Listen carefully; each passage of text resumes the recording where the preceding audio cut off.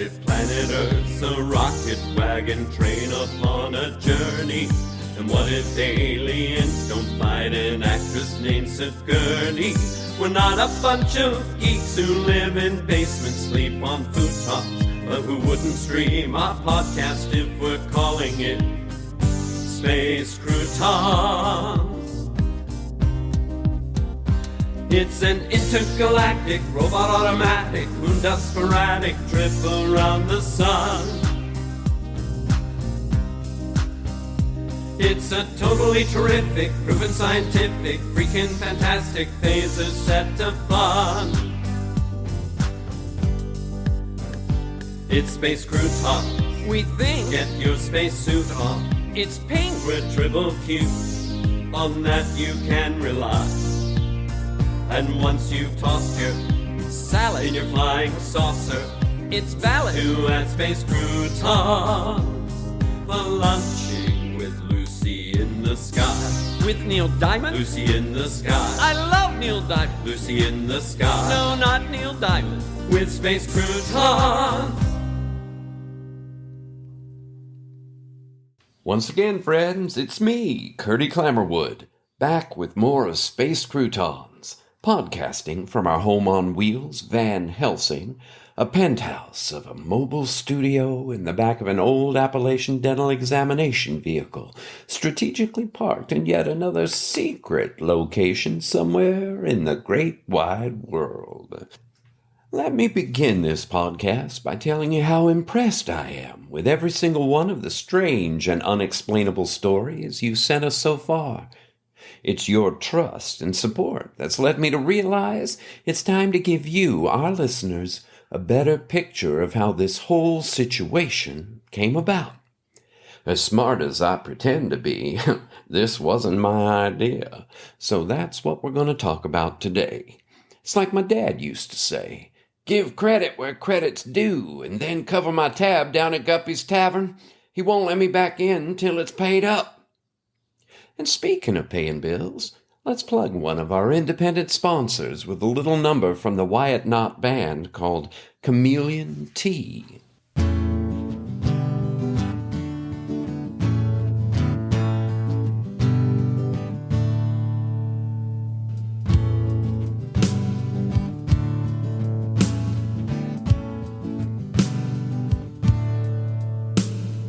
Who are you today? My little brother said to me. I'm not sure, I whispered while I sipped chameleon tea. Perhaps I'll do an interview for the news at 3:30. I'll go downtown so they can crown me emperor of the sea.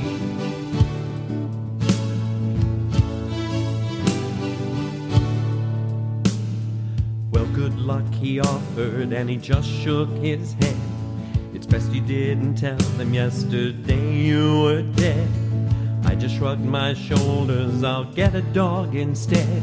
If you do, you know that you will have to share the bed. Words are words and life is life, they make no sense. Seldom does tomorrow stay in future tense. Time is ours to borrow even before we start. It's guaranteed it will indeed try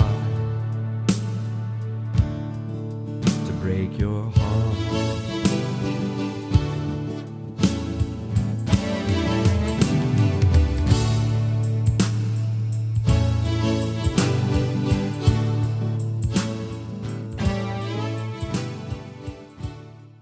Well, how's that for going with the flow and keeping your head above water?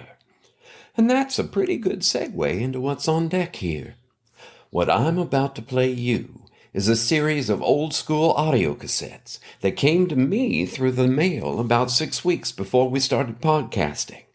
Well, I thought it pretty strange at the time, but looking back on it now, I sincerely believe I made the right decision for me and for you listeners out there. But rather than drone on about what you're gonna hear, why don't I just go ahead and play the first tape?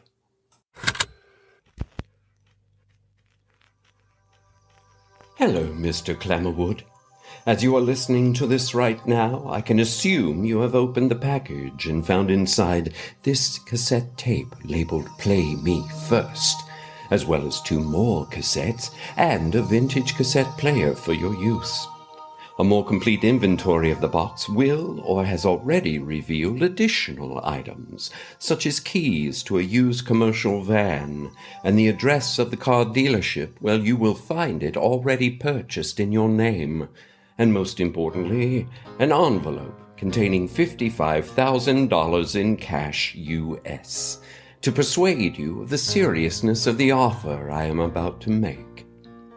I hope you find this intriguing enough to continue listening to cassette number 2 in order to hear what I have to say. This tape will self-destruct in 5 seconds, so put it down quickly. Just kidding. This is a normal audio tape, not an episode of an old television thriller co-opted by an aging action star who molded it into a box office juggernaut movie franchise that tells the same far-fetched story over and over, filled with impossible stunts, tedious car chases, and pointless explosions. Now, please switch to tape 2. So, you can imagine, with a stack of bills higher than the elevation of Lake Titicaca, what do you think? Of course I was intrigued, so I immediately played tape 2.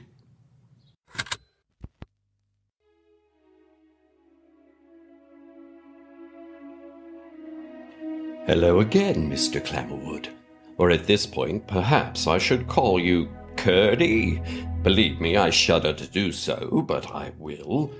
You don't know me, Curdy, but I've been biding my time, waiting for this exact moment to make contact with you regarding a situation that could prove either glorious or dangerous. Get down! Stay off the record player! As I was saying, a situation that could prove glorious or dangerous for the human race as a whole. How do I know what I know? Years of research, investigation, and logical reasoning based on cutting-edge mathematical and scientific methods understood only by the greatest minds of our time. And luck, yes, of course, but trust me, it was lots of the former and just a smidge of the latter. But as it is true, so there it is. Until now, I have kept my observations to myself. But as I have continued to find more and more evidence supporting my theory... Sparkles, I said get down! I've concluded that time is running short, and for the sake of humanity, I must reveal to the world what I know is true and ask them to believe it. No, don't go to cassette 3 yet. That pause was for dramatic effect. I haven't made my offer, have I? Please stay with me.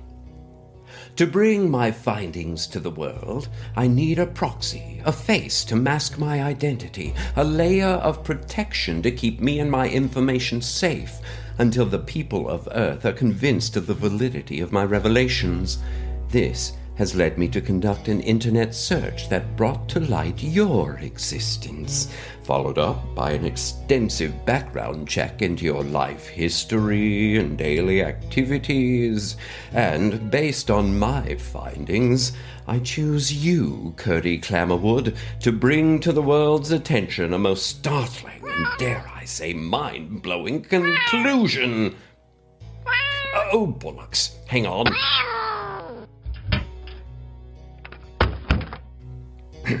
Cats. Mine is worse than the movie. Anyway, I apologize for sending this message via audiocassette, such a rudimentary means of interaction, but ultimately it provides a layer of secrecy that is not assured when communicating via computer, as I believe you will come to appreciate as we proceed. So, let's proceed with my offer. I will hand over to you the entirety of my research and proof of my claims. Additionally, I will provide you with a platform to disseminate this information and win over converts to our side by asking others to affirm what I already see happening through adding their own anecdotal evidence to the stack, resulting in a worldwide movement to take on what could be the most difficult choice mankind has ever had to make.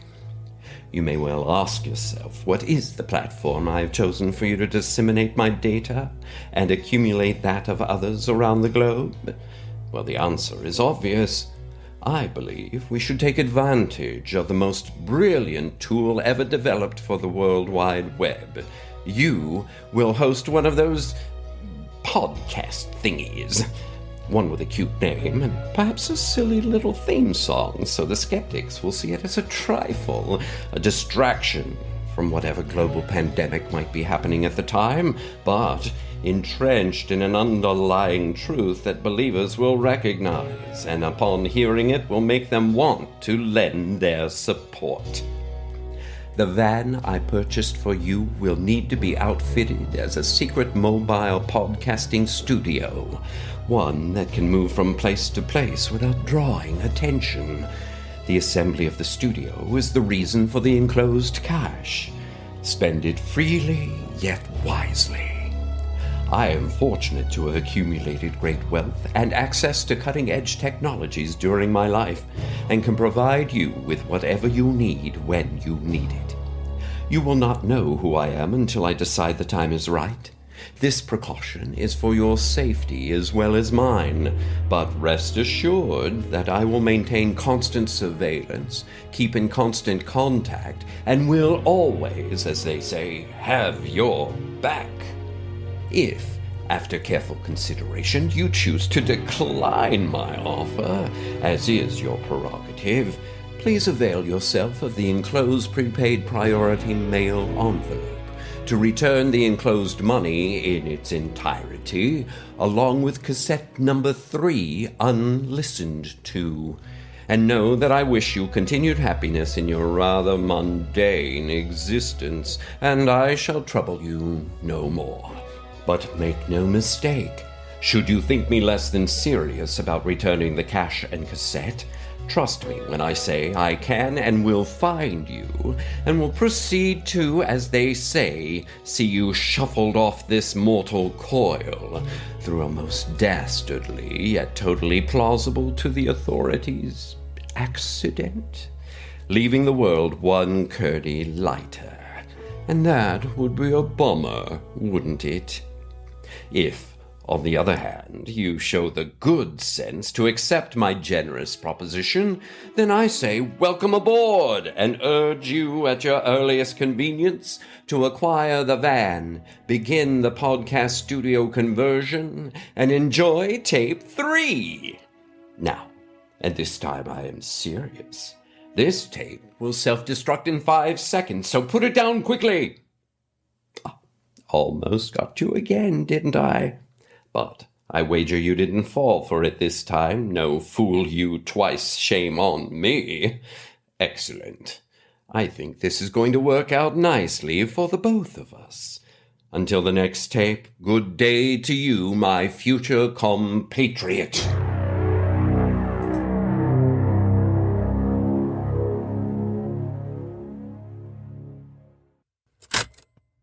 It was decision time. Of course, if you're listening, there is no suspense here, because otherwise we wouldn't be where we are today, me in here and you out there, but together on this adventure. So let's move on to tape 3.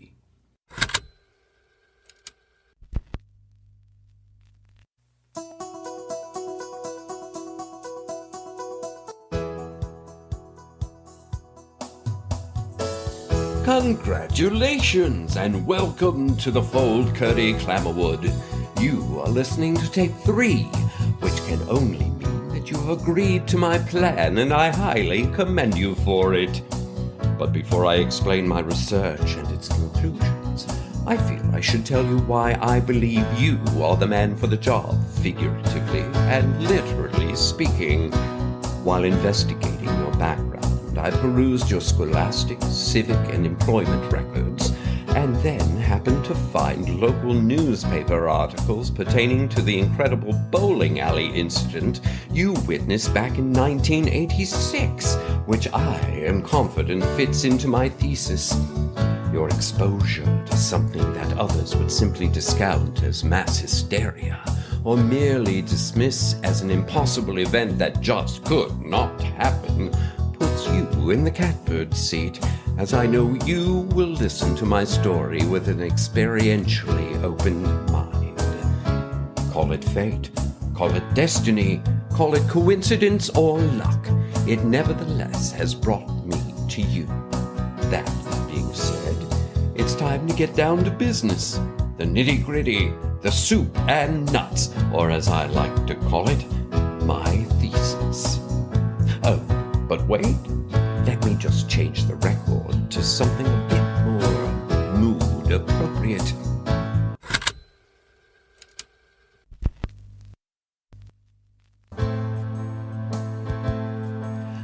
Let me start by saying that we are not, and let me clarify right at the beginning that by we I mean all humans, not just you and me. We are not the only sentient life in the universe. While I am sure you've heard this claim made by crackpots and charlatans for decades, I can assure you that my thesis is based on scientific evidence, all of which I place at your disposal. Additionally, I have been able to confirm beyond reasonable doubt that these otherworldly life forms have for centuries visited Earth and are, in fact, presently among us for a fundamentally critical, for them, purpose. By piecing together a string of empirically documented, ultimately undeniable events, I now put forth the following denouement. These other sentient beings, for want of a better, more scientifically accurate taxonomy, are here on Earth looking for a specific, or perhaps several specific, objects. This, or these, items, again the taxonomy of their civilization might define this differently, would appear to be very important to them. I can imagine what you're thinking. Conjecture might lead you to conclude that this is an easy, not very original theory to adopt, but I can assure you that my work will bear out my findings, and I should add that there is every reason to believe that the faux jewel crown from your bowling alley experience is very likely that, or one of those, objects. At this time, I have not been able to establish the need for nor intentions of the searchers, but some of the possible conclusions supported by my work range from the dire threat of the total destruction of the Earth, across the spectrum, to the less alarming supposition that these beings, while simply consuming a galactic salad, accidentally spilled and thus lost their space croutons. Regardless, through your podcast you will continue to collect anecdotal evidence of other strange and unexplained phenomena, which you will forward on to me to verify through my established investigative channels. At the right moment of your own determination, you may reveal my involvement, but not my identity, as I continue to fund our endeavor until we are able to reach the most logical, scientifically based conclusion and bring the world to consensus regarding any needed response to this extraterrestrial scavenger hunt. Well, I'm guessing this has been a huge helping of is this guy a Mensa-dwarfing, born-ahead-of-his-time genius, or a bunker-dwelling, conspiracy-spinning, mouth-breathing imbecile? So, I shall leave you to digest it in your own time, but I do advise you to move forward with the podcast logistics, and I look forward to our next communication. Sincerely yours, Mr. Nope, not yet.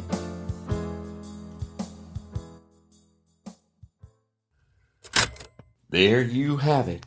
Or at least now you know what I know.